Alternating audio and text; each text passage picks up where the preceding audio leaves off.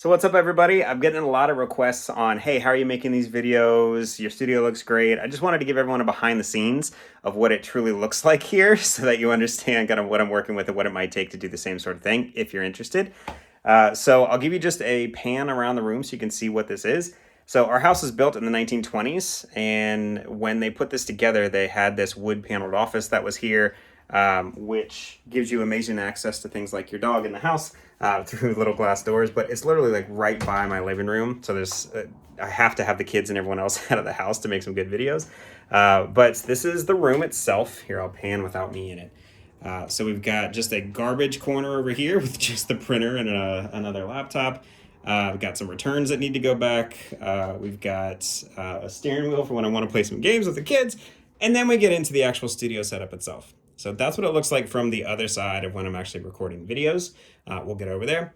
And then we have a door out to the kitchen and the mudroom over there. Got some books, and then my standing studio setup. So let's dig into this one first. So the standing studio is so that I can just put the laptop up here and I can actually just have a conversation. I've got just a panel light here. This is some soundproof material that I did another one of my rooms in. My wife's office actually is done in this stuff instead of the black that I put on the walls, which I'll show you. And then I've got an Audio-Technica mic here that just plugs directly in via USB.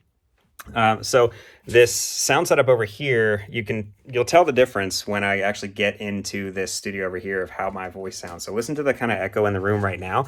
But as I start actually getting over here, you can tell that this sound material really deads down that echo. So sound material, I'm telling you, echo is everything in your audio. So do something about the echo. Then we get into the bigger studio setup. So let's look at that. So the biggest studio setup over here, let's start with how I've got it set up. This is a Restoration Hardware kitchen table that I bought used off Facebook Marketplace for like 50 bucks. Drilled a bunch of holes into it, and I put a monitor arm here. This monitor arm has 1 and 2 and 3 different arms on it, plus the laptop down here. That's just chilling on a little stand with a hub underneath it. It kind of runs everything. So this is supporting a whole bunch of weight, and it's actually pretty wobbly if you put too much on it. So it's holding up my 2 Dell monitors, and it's holding up one of my studio lights here. So the first studio light, which is called a key light in the industry, this is a PhotoDiox 14-inch bicolor panel. It's a flat panel, which means that I don't have to have, normally if you see studio lights, there's a whole bunch of matting and stuff in front of them to make it look more soft.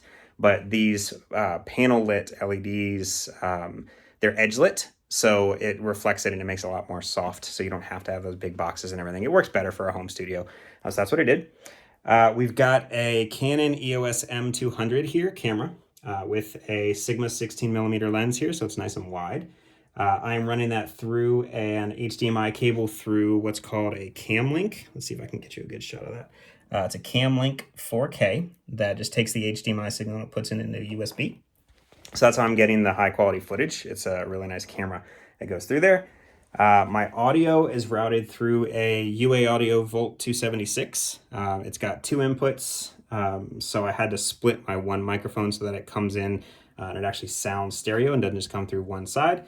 It's also pushed through what's called a cloud lifter. So it's a cloud lifter that just gives my microphone a lot more gain, clean gain. So I don't have to crank the volume and all you hear is just when I'm not speaking. So that's a cloud lifter. There's also 2 speakers on my desk that are studio monitors made by Yamaha. They're 6-inch studio monitors.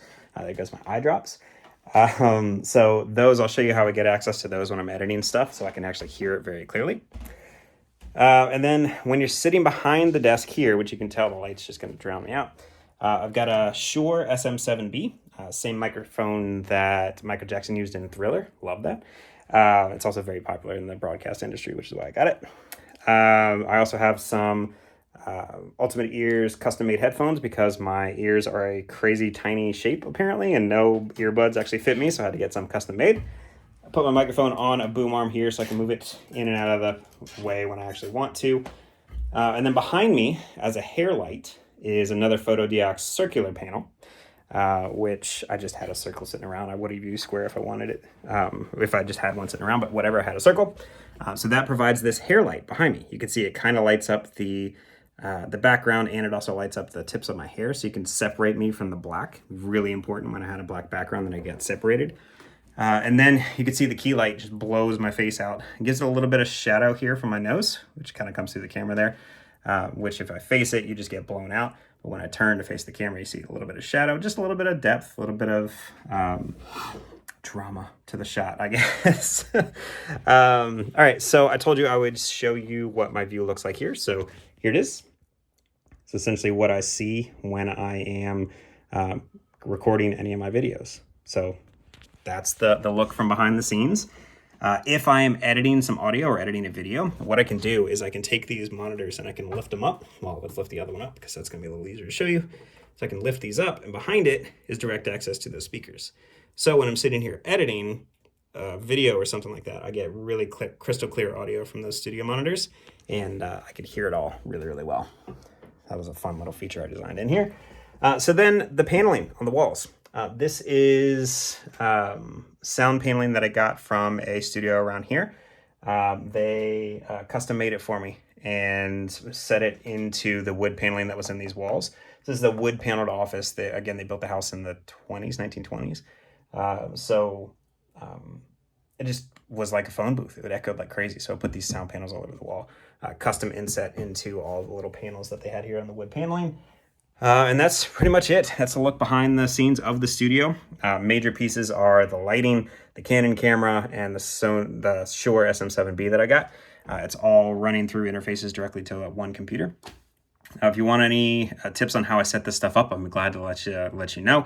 But that should give you the gist of what it takes to put on these kind of sessions. But what I can tell you is that having everything on a single switch like that makes a complete huge game changer difference, so that I can go from studio mode to just working mode in that click of a button.